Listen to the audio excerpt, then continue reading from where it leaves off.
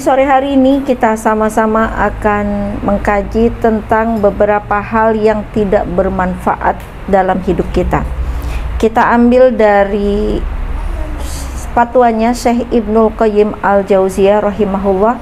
Beliau mengatakan dan menjelaskan tentang 10 perkara yang tidak bermanfaat dan disebut masuk ke dalam kategori yang sia-sia. Jadi 10 perkara yang tidak bermanfaat ini termasuk kepada perkara yang sia-sia. Apa saja yang 10 tidak bermanfaat itu? Yang pertama adalah ilmu yang tidak diamalkan. Hakikatnya tujuan kita menuntut ilmu adalah untuk mendapatkan pengetahuan, dan ilmu yang menyebabkan kita dari tidak tahu menjadi tahu.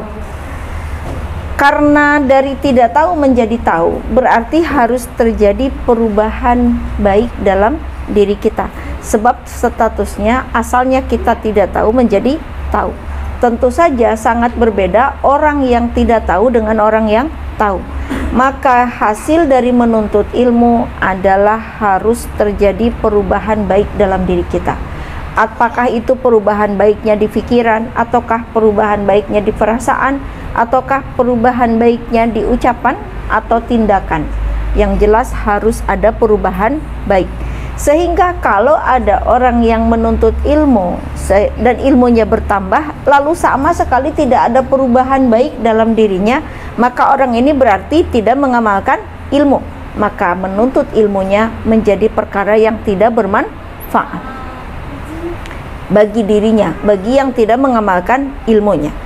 Jadi inilah hal pertama yang tidak bermanfaat adalah ilmu yang tidak diamalkan.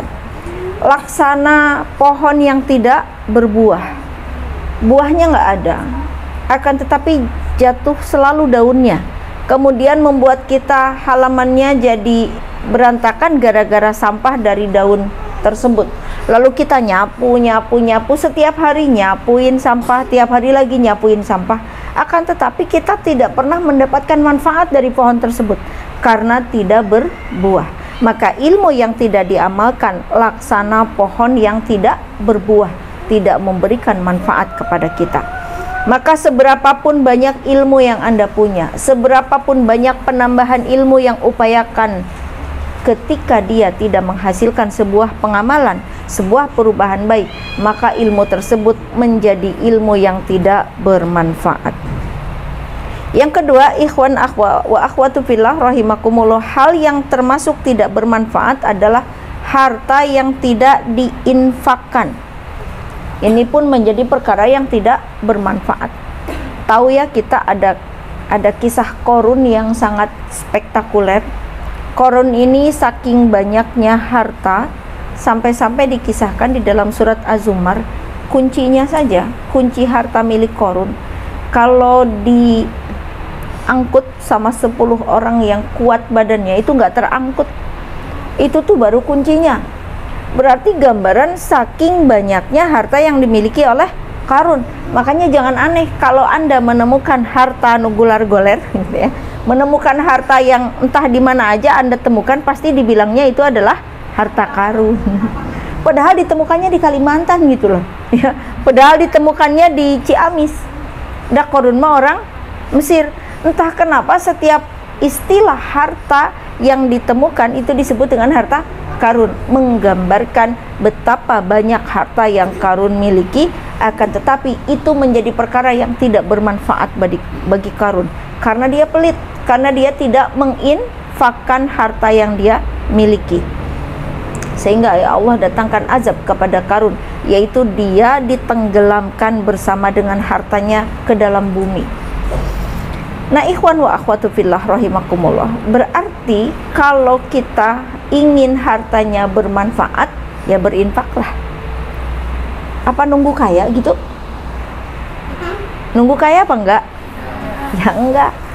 Karena harta itu diinfakkan enggak mengukur banyaknya kan ya. Harta itu diinfakkan, ya infak aja kalau memang Anda memiliki sesuatu. Nah, apa bedanya zakat, infak, dan sedekah? Kan kita sering dengar 3 istilah ini, zakat, infak, dan sedekah. Bedanya kalau zakat itu adalah harta yang diberikan dari diri kita yang sudah ditentukan aturannya, takarannya, dan penerimanya. Ini zakat. Kalau infak kan nggak diatur siapa penerimanya, tidak diwajibkan. Kalau zakat kan penerimanya terbatas dengan 8 asnaf. Kemudian zakat itu ada yang 2,5%, ada yang 1/5, 1/10, atau 5% atau 10%, ada yang 25%, ada gitu. Apa ya yang 25%? Zakat barang temuan, namanya juga nemu gitu ya.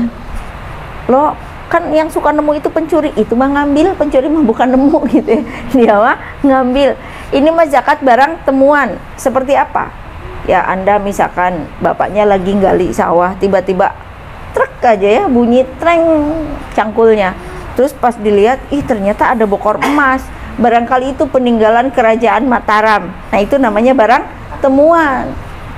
Nah itu zakatnya 25%. Besar ya. Adil?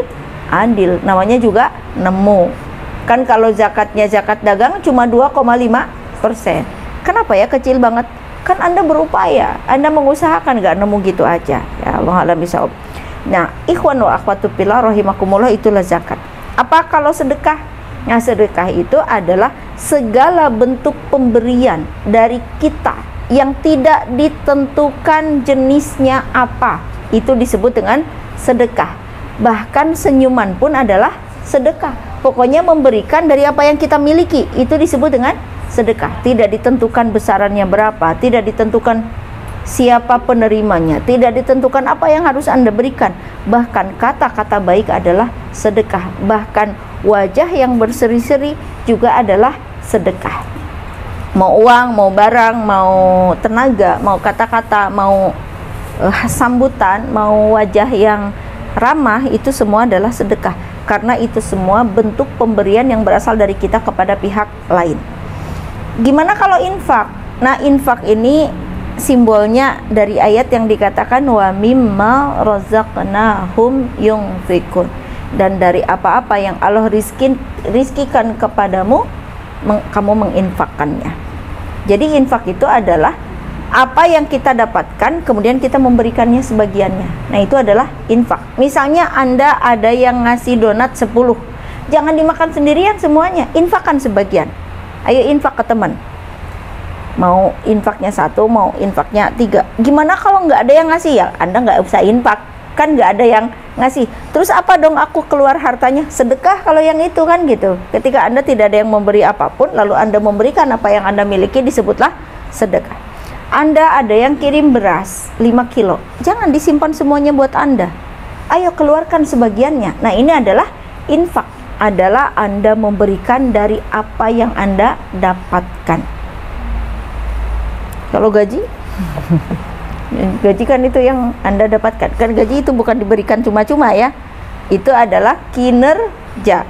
Ya Allah alam bisawab. Nah, harta siapapun pemiliknya, ketika tidak ada yang dia infakkan sama sekali, maka harta tersebut menjadi harta yang tidak bermanfaat.